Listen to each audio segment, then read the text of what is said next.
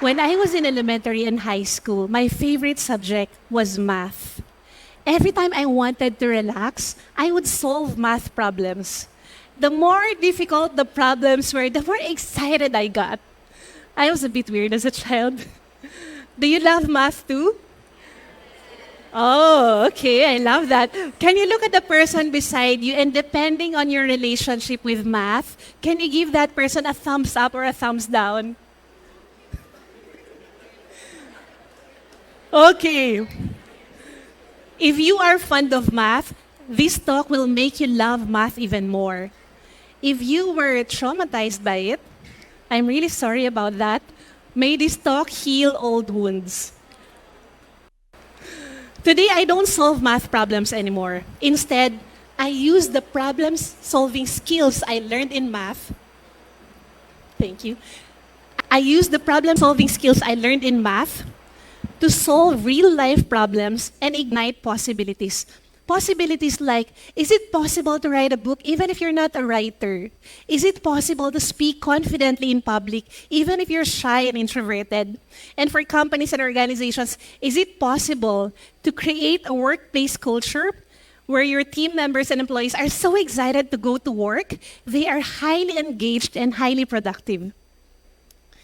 In my years of experience solving math problems, I discovered that problems are simply possibilities waiting to be ignited. Problems are simply possibilities waiting to be ignited. So let's take a look at math. Okay, and all right. Okay, so let's take a look at math. Let's take a look at an example. If x plus 2 equals 5, what is the value of x? Can you shout the answer at me? If x plus 2 equals 5, what is the value of x? See, you are all math wizards. And unless you have math as your major, that's the only skill you need when it comes to solving problems, math problems or real-life problems. Let's take a look at how you solved that problem, because that will give you the key to the essence of math. Okay, but before that, let's explore the similarities between math and real life. Math is not math without problems. It's the same with real life. Life comes with the problems. So the key is, how do you look at problems? How do you tackle those problems and unlock possibilities? So let's explore how the math wizards in this room were able to solve that problem. Okay, first, you didn't complain and say, Sha, I'm already moving on from my ex. Why are you bringing up this topic now? Right? You didn't complain. What you did was, you accepted the given. You didn't complain about the given. You didn't try to change the given. And that's step number 1, accept the given. Okay, step number 2, what you did was, you didn't tell yourself, there is no point in solving this problem because there is no solution anyway. Instead, you believed there is a solution to that problem. So that's step number 2, believe there is a solution. Okay? And step number 3, what you did was, you found ways to solve that problem, and you were able to make it. That's why I said you're all math wizards. And that's exactly what my talk is all about. Today, I'm going to share with you how you can solve any problem at all, and unlock possibilities in your life. And the formula that I created is the A.B.S formula. Accept, believe, and solve. A.B.S. Now, this may look so simple, but it's actually very powerful. Why do we get stuck sometimes? Why is it that when we have problems, we get so stuck and so sad about it? It's not because that problem is unsolvable. It is because we're trying to fixate on the givens. We're trying to fixate on the things we cannot control. For example, we say things like, why did my boss yell at me? And then we tend to ruminate why the boss yelled at you. Well, it already happened in the past. You cannot undo it. That's the given. That's a given. Or maybe you're saying, why does my professor have to be so strict? Only your professor can change himself or herself. Or maybe we're saying, why is it so hot in the Philippines? It is what it is. So the key is not to look at the givens and try to change the givens. The key is to accept the givens. That is why the ABS formula is so important. We need to first learn to accept the givens, believe there is a solution, and then find ways to solve that problem. So pretty much like math, let us test this formula, shall we? Okay, so I'm going to share with you two examples, two real-life examples. And as I share these examples, think about your own example. Think about your own problem, perhaps your biggest, most pressing problem right now. Don't worry, you don't need to share with your seatmate. So think about your problem and see how you can also apply this formula to your problem. Okay, so example number one. In October 2022, I flew to the US and I joined this challenging hike called the Billy Goat Trail. And we came across this very steep, rocky formation that was 85 degrees inclined. So this is 90 degrees, this is 85 degrees. When our group of 5 adventurers came across this steep, rocky formation, we told ourselves, there is no way we can climb up this rocky mountain. We don't have any protective harness, and it's too steep, right? But then we realized, wait a minute, the other groups who went ahead of us were able to make it to the other side. There has to be a way. So applying the ABS formula, step number one, we accepted the givens. It's too steep. We didn't have any protective harness. We cannot magically change the rock, right? In Tagalog, sinong mag-a-adjust? Who will adjust? Step number two, we believed there is a way to climb up the mountain because the other groups were able to do it. And step number three, find ways to solve that problem. So, if you take a look at this, okay, so this is my, this was the mountain. Can you see me? Can you see me there? That's how steep the rocky formation was. But we were able to make it. So you see, every problem has a solution as long as you know the formula. Every problem has a solution. When you maintain that core belief, you find ways to make things happen, and that's how you unlock possibilities. Okay, so let's take a look at the second example. Let's say book writing. Who among you here wants to write a book? Can I see a raise of hands? All right. So maybe you want to write a book, but maybe the problem is you're not a professional writer. You're not really a writer. Or maybe you don't have enough time to do a sabbatical to write a book, right? So maybe those are your two problems. Now, applying the ABS formula, step number one is to accept the givens. Accept that, yes, you're not a writer, and you don't have much time to write. Okay? Step number two is to believe you can write a book. Do you believe you can write a book? Those who raise their hands?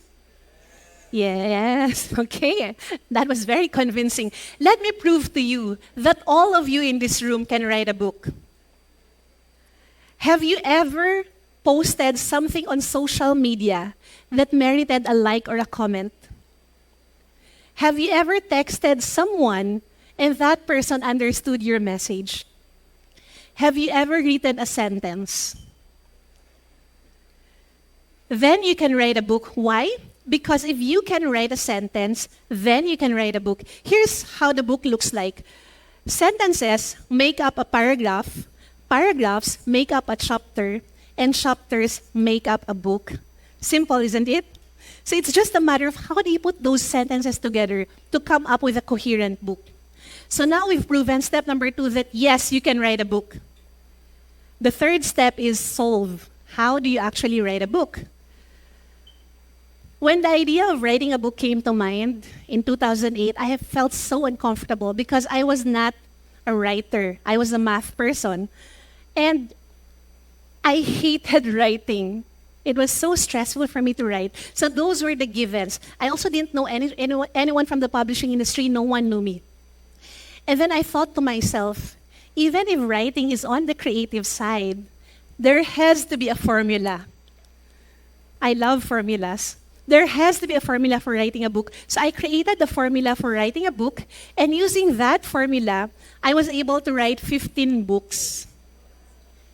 And I taught that formula to aspiring authors who are non-writers, and I, together with my team, were able to help over 200 first-time authors write, publish, and launch their books. Thank you. Here's my very bold claim. I can teach anyone, how to write a book in 90 days, even if you're not a writer, and even if you're busy in your job or business, as long as you know how to write a sentence. And then you follow my formula. So this is why I love math. I love the essence of math, problem solving in math, because every problem has a solution as long as you know the formula. And here's where it gets very exciting. If you don't know the formula, you can create your own formula, or you can ask other people to teach you their formula. So I applied this in my journey in painting and singing. Now let me share with you my level of skills when it comes to painting. The most I can paint is a heart or a smiley emoji. And then one day I joined a painting class, and the teacher said, just follow the steps or the formula, and you'll be able to paint something after 2 hours. After 2 hours, this was my masterpiece. Thank you. Yes, you may clap. Thank you so much. And I didn't realize that I can paint. So if you follow the formula from a very good teacher, you can actually create something beautiful. Okay, another example is singing. I love to sing. I feel so alive whenever I sing. I felt like it was my hidden talent. Even my family and friends thought that I needed to keep it hidden. Out of love and concern, they told me, Sha, can you please do us a favor? Can you please stop singing? Because apparently if there were 4 singing voices, bass, tenor, alto, and soprano, mine was sintonado. I couldn't carry a tune. So I gave up my dream to become a singer.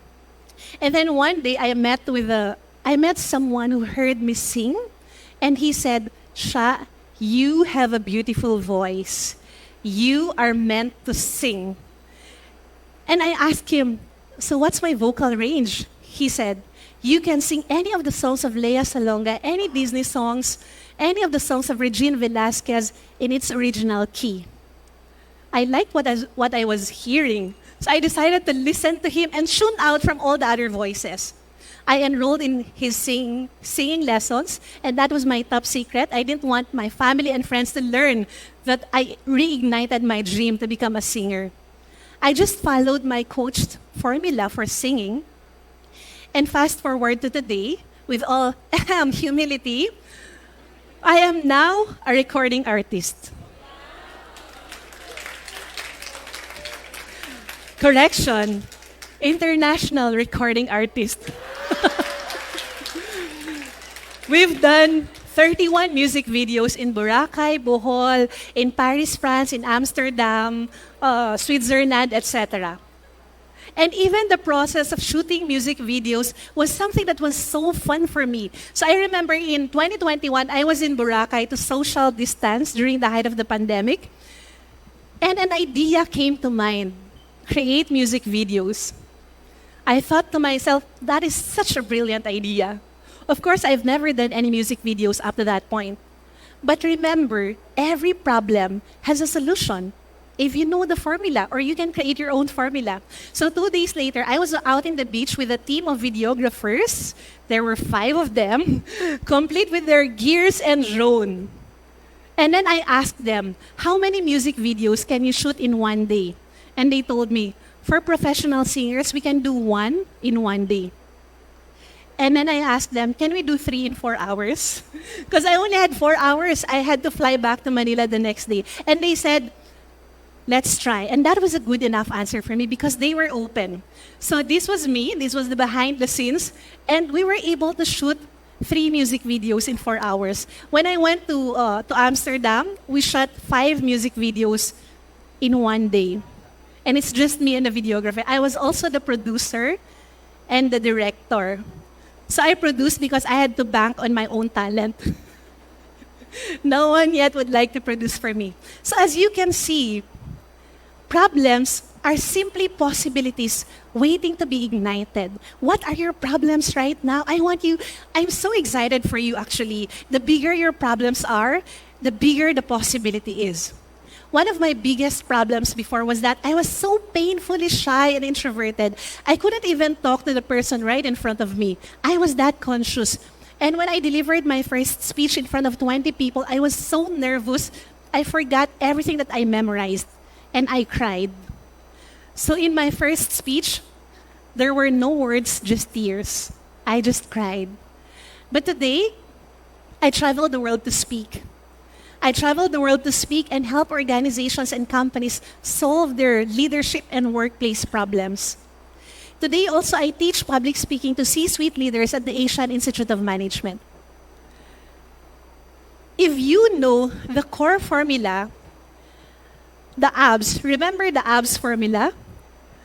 Pretty much like our abs or core muscles are very important for our body's stability and strength. So is the A.B.S formula, the A.B.S formula. It is so crucial in helping us tackle those problems and create possibilities. Whenever I encounter problems, I get so excited. So I guess I'm still weird up to now. I get so excited because I know that there is a solution to it. There is a solution to any problem. And once I find that solution, once I solve that problem, it becomes a book or a keynote speech or a training program or an online course. That's how I make a living. So think about yourself right now. Do you have a problem right now? How big is your problem? From the bottom of my heart, I want to congratulate you because your problem is just a possibility waiting to be ignited. This is Sha Nacino, and I wish you fearless possibilities.